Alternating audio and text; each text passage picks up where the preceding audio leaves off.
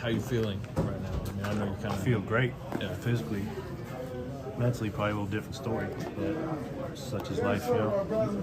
We have reached the All-Star break of the 2024 NBA season, and among the crazy things that have happened, we are seeing a decline from a few aging NBA stars.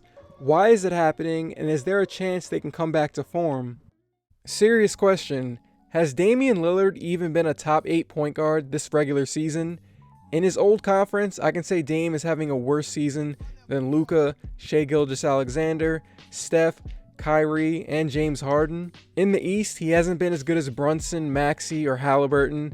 That puts him out of my top 8. And Dame has been a staple in the top 5 point guards of the league for like a half a decade. Why has Dame fell out of that top 5? A couple things have happened, but one of them is the decline of his pull-up three-point shot. He has become the Dame we know and enjoy watching, partly because of this shot.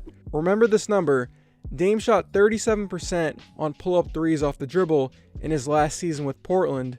Pretty good number. How has his pull-up three looked this year? Not good.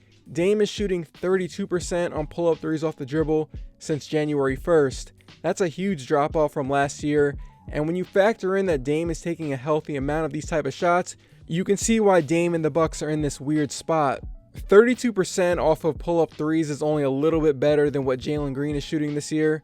Dame takes more of these type of shots, but if you're in the same bracket as Jalen Green, there's a problem. You can even check the catch and shoot numbers for Dame. They're not good. To be fair, the amount of catch and shoot threes Dame takes isn't that many, but 33% off the catch isn't a great number. And it's not just the pull-up three, he's not finishing near the basket like he used to either. In 2023, Dame shot 60% on shots less than 8 feet away from the basket. In Milwaukee, he's shooting 54% on shots 8 feet away from the rim. Is that horrible? No, but that's a bit of a drop-off. The whole point of getting Dame on your team was that he would make up for his lack of defense with off-the-dribble three-point shooting, and he'd attack the basket if you play too aggressive on him. Dame was always hovering just outside of the top 10 players in the league at his peak. This isn't a borderline top 10, top 15 player in the league if he's shooting worse from 3 and worse at the rim. The thing with Dame is, even at his peak, when he made All-NBA first team, when he was getting to the conference finals, when he was picking apart defenses with his bursts off the dribble, the quality teams in the NBA were able to take him out in the playoffs by putting length on him. Dame is always outmatched physically, but he was still able to make teams panic when he's dribbling around a screen. Are teams fearing Dame like they used to? I'm not getting that feeling watching the Bucks. One of the ways Dame took advantage of this fear teams had of him was moving the ball when he got trapped. Dame is a pretty good passer in general, but the problem is his lack of size just limits his passing windows at times. He's just smaller than the guy in front of him most of the time and can't see his teammates like a Luka or a LeBron. You get the idea. And then you get to the conversation about Dame's defense. The Bucks knew what they were getting into trading for a small guard going into their mid-30s. He's not reliable at point of attack, and he can be taken advantage of off the ball depending on the situation. There was a play in that loss against the Memphis Grizzlies where Zaire Williams just slides right past him. Dame kind of fell asleep and had no chance to recover. So where do the Bucks stand after all of this? The Bucks should feel pretty good that half of the Knicks roster is hurt and Embiid is possibly out for the rest of the regular season. They might be fighting for that 4 or 5 seed right now if those teams were healthy. The only optimism I would have if you're a Bucks fan is that being a mid-Eastern Conference contender is not the worst place to be at the moment. Nobody expects the Bucks to win a title right now. There's expectations, but reality is setting in. If the Bucks manage to beat one of these actual Eastern contenders in the playoffs, it will not only prove that bringing in Dame was the right trade to make, but it would also be hilarious considering where they started for the first 50 games. This is the first time in Dame's career he's had real expectations to deliver in the playoffs. Even when Portland was a playoff team, even when they made the conference finals, was there ever any real stakes? He was expected to lose. It's funny because even though this team lacks defensive athletes with experience on the wing, even though they made a mid-season coaching change, even though Brook Lopez is moving around the court like he's 45 years old, if the Bucks flame out of the playoffs, Dame is going to be one of the first people to get blamed. He hasn't been good, but this isn't all of his fault. Giannis is holding all this up with duct tape. Klay Thompson was finally benched after months and months of Warriors fans online begging it to happen. I actually feel bad for Klay because he's really going through it. He can still do all the things in his mind that prime Klay did, but his body isn't working in unison. It's kind of sad. I see some people saying Klay might play his way back into the starting lineup after that 35-point game against the Jazz. I don't see it that way at all. All that game did for me was tell me that he is a benefit to the Warriors bench. Let's keep him here unless an injury happens. The bench role simplifies a lot of stuff for him. He gets consistent looks and he can kind of just be himself and not think about it too much, since there's nobody else he's competing with for shots. It reminds me a little bit of when Klay and Draymond would run the bench unit at the start of the second quarters back during the super team days. Whenever CP3 comes back, him and Klay should be able to play off of each other, but there's no guarantees there. We can clearly see the physical decline, but a lot of this is in his head. It's been the overthinking and still believing he's 2018 Klay that's hurting the Warriors. Steve Kerr basically said this out loud in a post-game interview. He said Klay has to get off the ball when he's not open, rather than trying to beat his guy one-on-one and take a shot.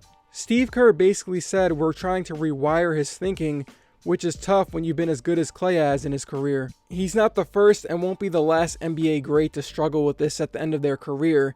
I mean, Klay had to have a conversation with Steve Kerr about being a better mentor and enjoying the last part of his career. He's struggling. Jonathan Kuminga and Pods breaking out has taken away some of Klay's minutes. Let's look at some of Klay's stats from this year. His catch and shoot percentage was at 41% last season, and that's down to 37% this year, which is still good, but once you're in that 40% range, whether it's a pull-up or off the catch, you were just in a different echelon of shooters at that point. 37% is just, okay, you're pretty good. Klay's gravity as a shooter just isn't there like it once was. When you had both Klay and Steph as shooting threats, that's what allowed the Warriors to get away with not being able to attack the rim at will. Defenses would scramble to stop Klay and Steph, and that opens up cuts and open shots for the bench guys. That's not happening as often. Klay is struggling to create separation like he used to. Sports are just a game of milliseconds. Something you did a half a second faster 5 years ago makes you look like a completely different player now. And not only is his shooting getting worse this year, his lateral movement on defense isn't the same either. Klay's point of attack defense is not as consistent. Years ago, you could put Klay on most wings or guards and not think much of it. Today, you have to think about it depending on the matchup. He's had multiple lower body surgeries. He's turning 35 next year. You understand why he's declining on that side of the court, but it's still tough to watch.